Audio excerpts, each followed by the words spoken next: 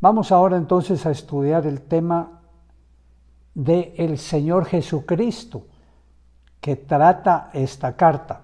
Vamos a comenzar en Romanos capítulo 9 y verso 5.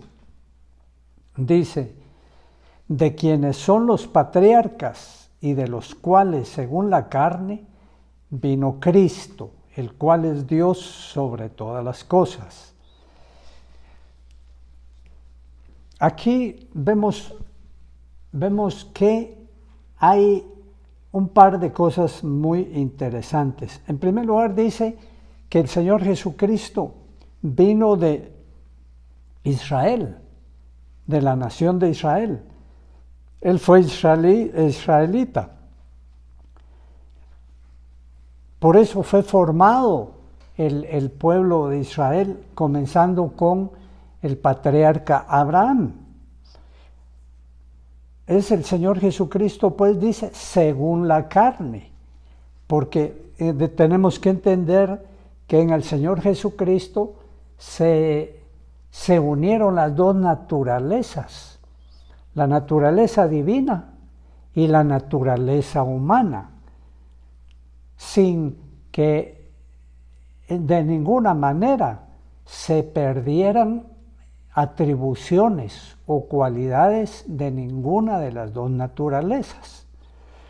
Es decir, en otras palabras, él fue verdaderamente hombre, venido del pueblo de Israel, nacido en la carne según la nación de Israel o a través de la nación de Israel, siendo él, como él lo dijo muchas veces en la palabra de Dios, en lo que él citó, que era su nación, ¿verdad? Pero también dice acá, el cual es Dios sobre todas las cosas. Y eso también nos refrenda el asunto o el punto primordial de que el Señor Jesucristo no comenzó aquí en la tierra. Él no comenzó su vida cuando nació de María como israelita, sino que Él es Dios por los siglos de los siglos. Él fue antes de la creación. Y es más, es Dios, dice, sobre todas las cosas. De manera que no podemos decir que por ser el Hijo de Dios es menos que Dios Padre. Así como no podemos decir que el Espíritu Santo, por ser la tercera persona de la Trinidad, es menos que Dios Padre, sino que es un solo Dios. Es un solo Dios manifestado o en tres personas distintas, que por eso tenemos la palabra especial y específica de la Trinidad, ¿verdad? O sea, un Dios único, pero un Dios trino a la vez. El Señor Jesucristo, entonces, según lo que acabamos de decir en Romanos 9:5, es Dios sobre todas las cosas. Es Dios sobre todas las cosas. Y Romanos 11:36 también nos confirma lo que estamos diciendo. Dice, porque de Él y por Él y para Él son todas las cosas. A Él sea la gloria por los siglos. Amén. Aquí también ya nos habla de otro aspecto de este señorío del Señor Jesucristo sobre todo. Dice, de Él son todas las cosas. Mire qué cosa más maravillosa esa. Para aquellos que creemos en el Señor Jesucristo. Pero qué cosa más terrible para los que no creen. Porque están viviendo en un mundo, en un universo que le pertenece, que es del Señor Jesucristo, y ellos no reconocen al Señor de la casa. Son inquilinos del Señor de la casa y no reconocen al Señor de la casa. Mire qué desgracia. ¿Qué más nos dice entonces el libro de Romanos o la carta a los Romanos? Vemos en Romanos capítulo 1 y verso 3, dice, nuestro Señor Jesucristo era del linaje de David según la carne. Otro punto específico y directo. Ya no solo nos dice esta porción de la palabra que el Señor Jesucristo vino de la nación de Israel, sino que también de un linaje específico, de el linaje del rey David. Y así se le prometió cuando el Señor Jesucristo le habla, a David, en aquella oportunidad que David quería construirle casa, hacerle templo a Dios en Israel. El Señor le habla a David a través del profeta Natán y le dice, tú no me vas a construir casa a mí, sino que yo te voy a construir casa a ti, le dice el Señor, Dios, el Señor Jesucristo. Y te voy a construir una casa firme, duradera, eterna, y de ti me va a venir el heredero del trono, el gobernante eterno. O sea, todo esto ya Dios lo había hablado antes de que el Evangelio fuera manifestado con su venida. Todo cuanto sucedió, todo cuanto pasó con la venida del Señor Jesucristo, ya estaba previsto, ya estaba profetizado desde antes, mucho antes, como esta parte de la palabra de Dios que nos enseña que el Señor venía del linaje de David. Continuamos entonces con Romanos capítulo 1 y verso 3, donde estamos leyendo. Dice, acerca de su Hijo nuestro Señor Jesucristo. Aquí nos habla de que el Señor Jesucristo específicamente es Hijo de Dios Padre.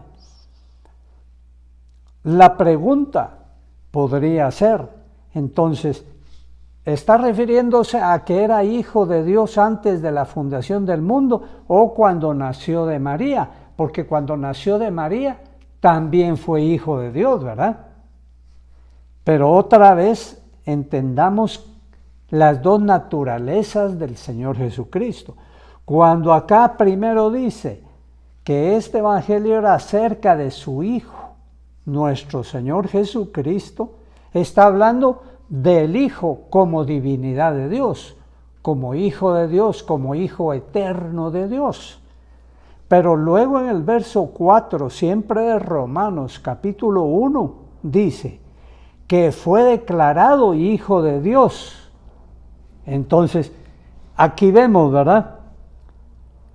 Como Hijo de Dios, como divino Hijo de Dios, no necesitaba ser declarado Hijo de Dios, porque siempre ha sido Hijo de Dios, ¿verdad? Pero cuando nos dice en el verso 4 que fue declarado Hijo de Dios con poder, según el Espíritu de Santidad, por la resurrección de entre los muertos, allí está hablando de que fue declarado Hijo de Dios como Hijo de Dios en su naturaleza terrenal, en su naturaleza humana. Y por eso aclara que es por la resurrección de entre los muertos. Es decir, cuando Cristo resucitó de los muertos, fue declarado Hijo de Dios en su naturaleza humana, y en ese momento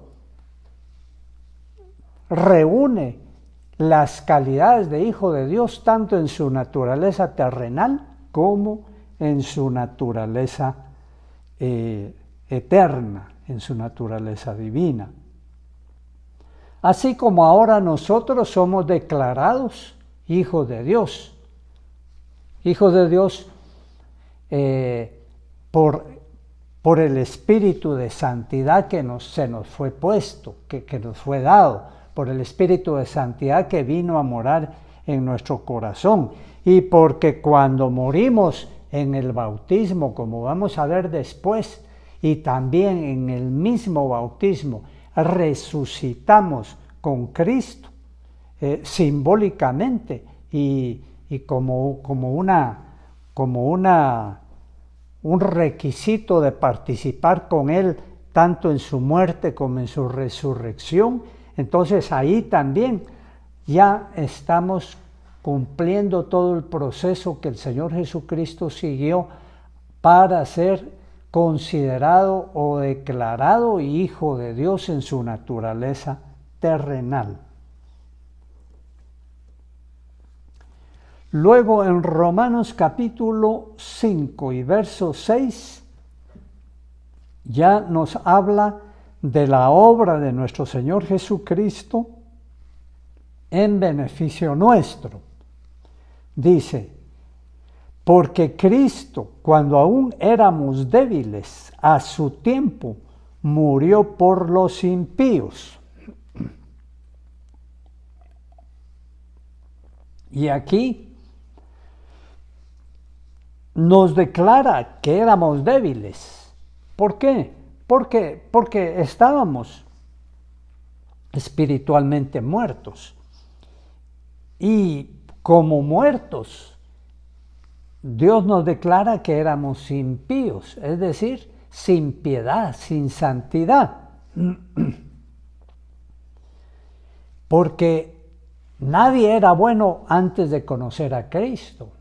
Eso es lo primero que tenemos que entender para entender que necesitamos un Salvador y para recurrir a Él como nuestro Salvador y entregarle nuestra vida para que consume esa salvación en nosotros. Aquel que no reconoce que es un impío, que es un pecador, que es alguien que no tiene nada de bueno, es difícil que llegue a los pies de Cristo, porque va a decir: yo soy una buena persona, yo no le hago daño a nadie, y cuando puedo le hago bien. No entiende que en sí mismo cada hombre sin Cristo tiene una naturaleza corrupta, una naturaleza pecaminosa, una naturaleza enemiga de Dios.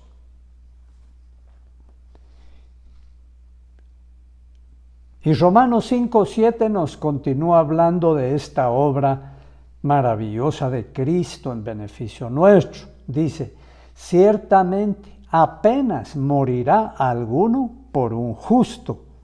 Con todo, pudiera ser que alguno osara morir por el bueno.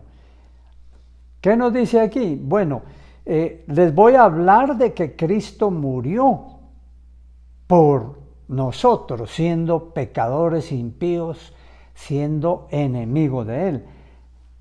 Pensemos, dice, posiblemente algún hombre podría cometer la osadía de morir por otro hombre porque el otro hombre sea bueno, sea justo, porque la causa del otro le parezca justa y él quiera ponerse del lado del justo y muera por él. Pues al final de cuentas diríamos: este murió por un justo, ¿verdad? Se identificó con él y murió por él. Pero dice Romanos 5:8, mas Dios muestra su amor para con nosotros, en que siendo aún pecadores, Cristo murió por nosotros. Es decir, Cristo murió no porque se haya identificado con nosotros porque éramos justos, sino que todo lo contrario, murió por nosotros sin merecerlo, sin pedírselo nosotros, sin quererlo nosotros. Más bien, aborreciendo nosotros todas las cosas de Él y la naturaleza de Él, porque nadie abrazaba, nadie mostraba interés antes de conocer a Cristo por las cosas de Dios, por la santidad, por la justicia, por la verdad, todo lo contrario. Pero en esas circunstancias Cristo Jesús murió por nosotros, y eso es gran cosa, terrible, tremenda cosa que decir.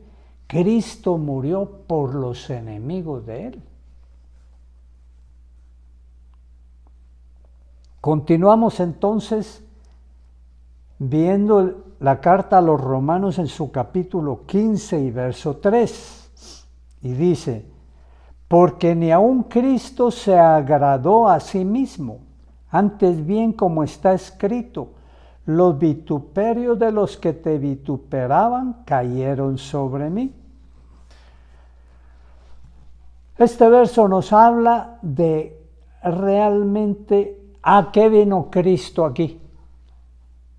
Y para hacer un contraste, aquí, ¿a qué veniste tú a la tierra? Pues la mayoría de nosotros hemos venido a agradarnos a nosotros mismos. Buscamos lo que nos gusta, hacemos lo que nos gusta,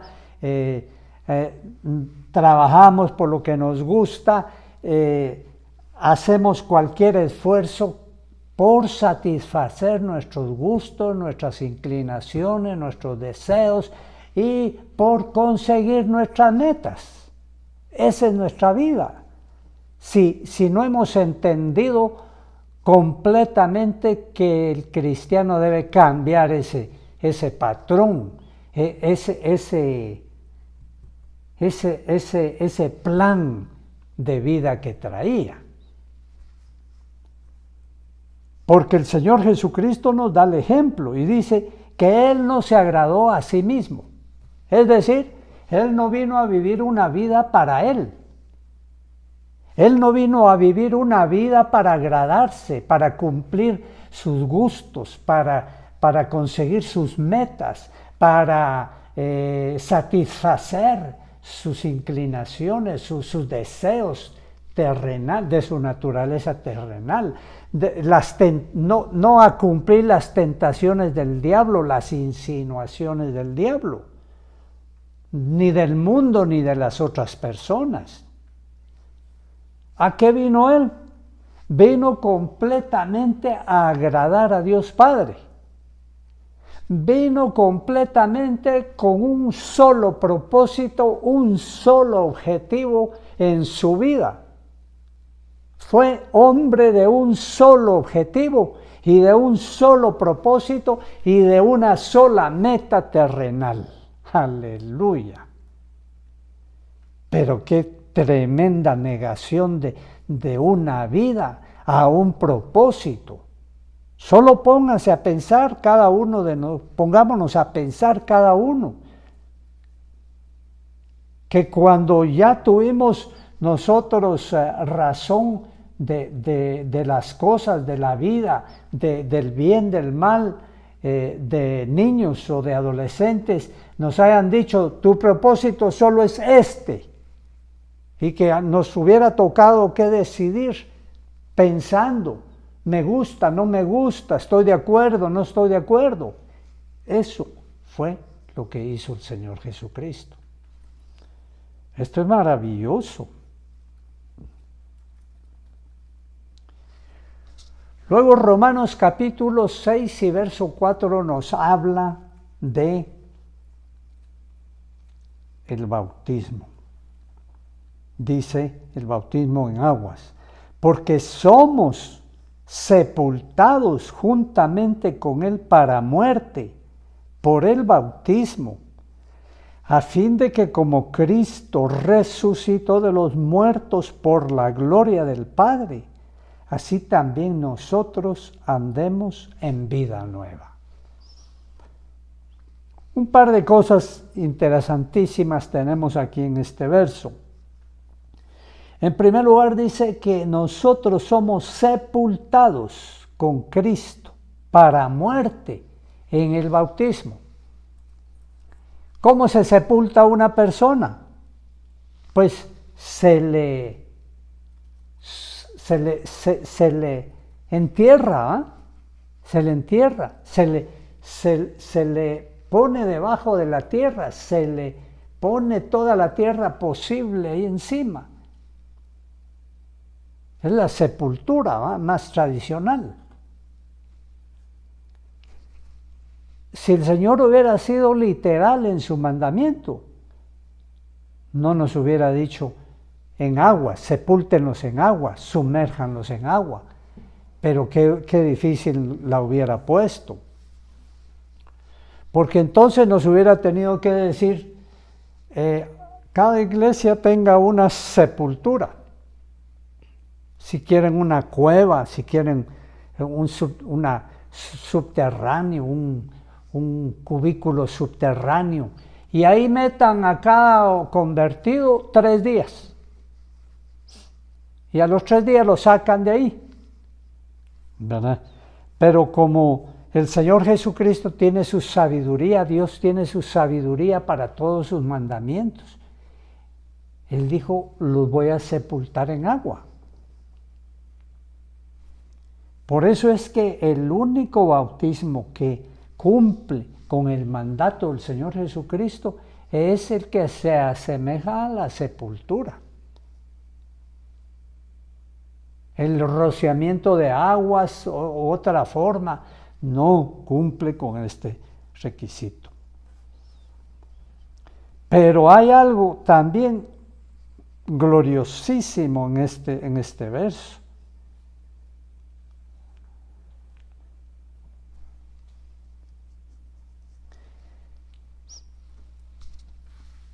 Dice, a fin de que como Cristo resucitó de los muertos por la gloria del Padre, así también nosotros andemos en vida nueva. El Señor Jesucristo, cuando resucitó de los muertos, se liberó de todo. Fue completamente libre, fue libre de la ley, fue libre de las debilidades e impulsos de su naturaleza terrenal, fue libre de las limitaciones de la dimensión terrenal o física. Fue libre, ya podía trasladarse de un lugar al otro y traspasar objetos físicos, sólidos. Y esto nos tipifica a nosotros, que cuando también nosotros resucitamos en el mismo bautismo, porque cuando nos sacan del agua es como resucitar a una vida diferente. Entonces, así como Cristo anduvo libre de todo y libre para hacer como Él quisiera, con una naturaleza glorificada, nosotros también andemos en vida nueva, que dejemos la vieja vida, la naturaleza vieja sepultada ahí, y que salgamos, como dice también Colosenses, resucitados en el mismo bautismo, andemos en una vida gloriosa. Por eso es que las personas que no entienden el bautismo, no entienden el misterio del bautismo en aguas para andar conforme a eso. Si eran esclavos del pecado antes, siguen siendo esclavos del pecado sin entender que la vieja naturaleza con sus esclavitudes quedó allí. Amén. Bien, seguimos entonces. También, podemos agregar a esto de Romanos 6:4 que aquellos cristianos que reciben a Cristo son verdaderos cristianos, pero como no proceden a bautizarse en aguas, entonces casi seguro que no van a poder caminar fielmente en el Evangelio, porque no han cumplido porque no han recibido la bendición, mejor dicho, de ese misterio de la muerte y la resurrección en el bautismo en aguas. Bien, sigamos. En Romanos capítulo 5 y verso 10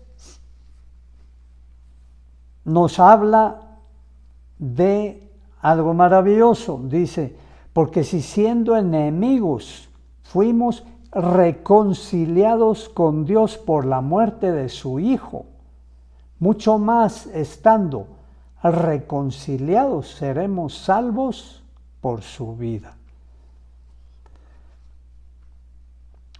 Cuando el Señor Jesucristo nos da su salvación, perdona nuestros pecados, porque nosotros le entregamos nuestra vida, perdona nuestros pecados y nos hace renacer de su espíritu, entonces nosotros dejamos de ser enemigos de Dios y pasamos a ser amigos de Dios. Es decir, reconciliados con Dios. ¿Tienes tú enemigos? ¿Tienes tú algún enemigo? Entonces no estás reconciliado con esa persona. Pero si tú vienes con ese enemigo y te reconcilias con él, dejas de ser enemigo de aquella persona y pasan a estar reconciliados, es decir, en buenos términos, en buen trato, el uno para el otro.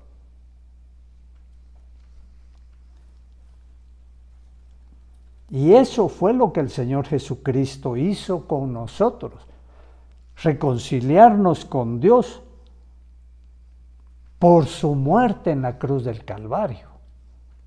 ¿Por qué? Porque Él pagó por nosotros, porque Él fue el Cordero sin mancha que pagó por nuestra expiación, por nuestro pecado, por nuestro castigo, para que nosotros, declarándolo a Él, Dios Padre, injusto, pecador, nos declare ahora a los injustos y pecadores, nos declare justos y santos.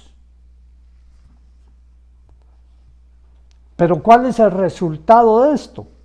Aquí mismo dice, mucho más estando reconciliados, seremos salvos por su vida. Por eso, por todo esto que estamos estudiando y en otras cartas que vamos a estudiar, vemos que no cabe el pensamiento de que se pudiera perder lo que Dios ya nos ha dado, es decir, la salvación eterna, que alguien pudiera perder la salvación eterna que Dios le ha dado, que Cristo compró para él. No entiendo yo, a mí no me cabe, tal vez en la mente me pudiera caber, pero en el corazón no me cabe semejante cosa. El que fue reconciliado por Cristo con Dios está reconciliado eternamente. El que no ha sido reconciliado, pues está condenado eternamente. Ahí no hay puntos intermedios.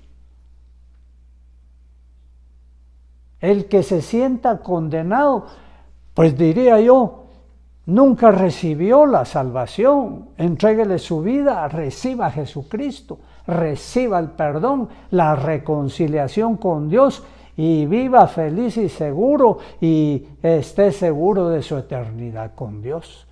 Porque Dios no es hombre para que se arrepienta, ni hijo de hombre. No es hombre para que mienta, ni hijo de hombre para que se arrepienta.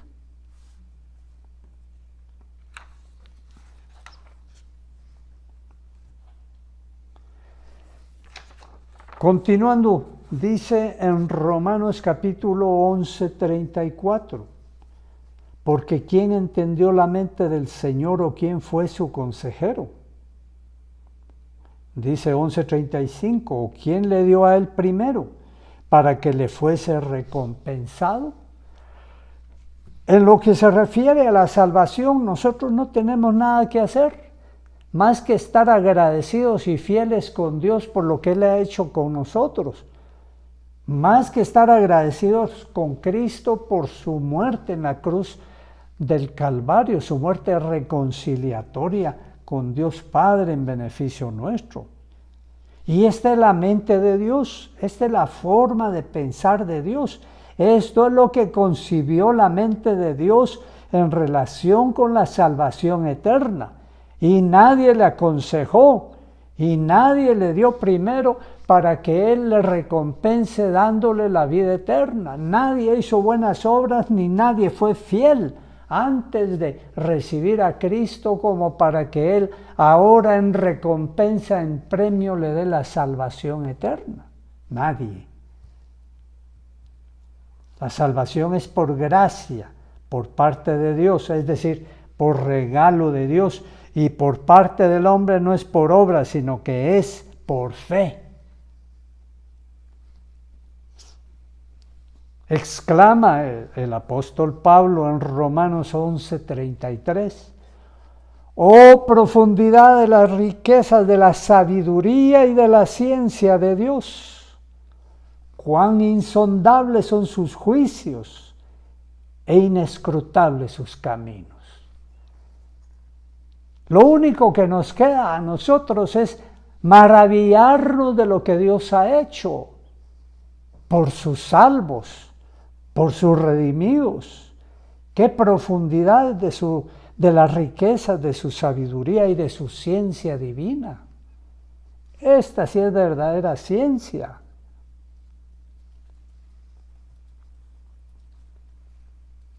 Y para terminar tenemos en Romanos capítulo 15 y verso 4 y 5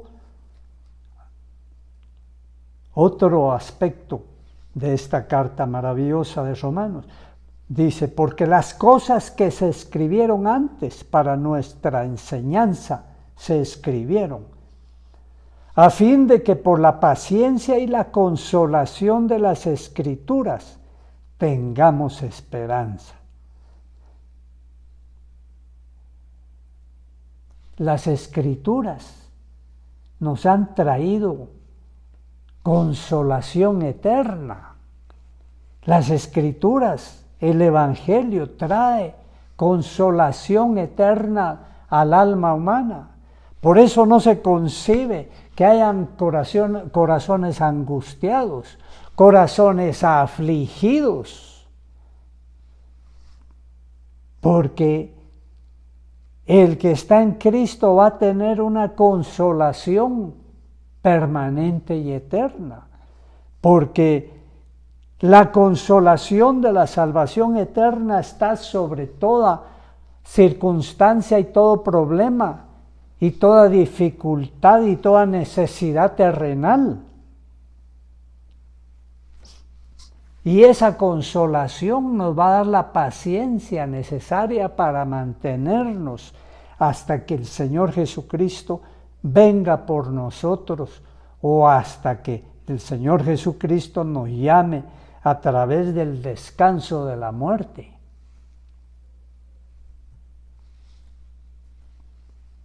Y dice Romanos 15:5, pero el Dios de la paciencia y de la consolación os dé entre vosotros un mismo sentir. Es decir, que la paciencia, que la consolación que trae la palabra de Dios y la paciencia que esa consolación desarrolla en nosotros nos debería de llevar a un objetivo de tener un mismo sentir y un mismo corazón y un mismo pensamiento con los demás que van por el mismo camino. Mire, los soldados de un ejército tienen un mismo pensamiento y están graníticamente unidos en sus batallones y cada uno pelea por los otros y cada uno vive por los otros y cada uno se sostiene por los otros. Igual tiene que ser el hombre de Dios, la mujer de Dios. Tal consolación y tal paciencia y tal tolerancia tiene que desarrollar esta presencia gloriosa y este llamado eterno que Dios nos ha hecho a su gloria, que nos haga mantenernos graníticamente también unidos aquí en la tierra. Vamos a dejar hasta ahí, vamos a seguir, si Dios nos da vida, el siguiente miércoles, si Dios nos da fuerzas, vamos a dejar hasta este punto.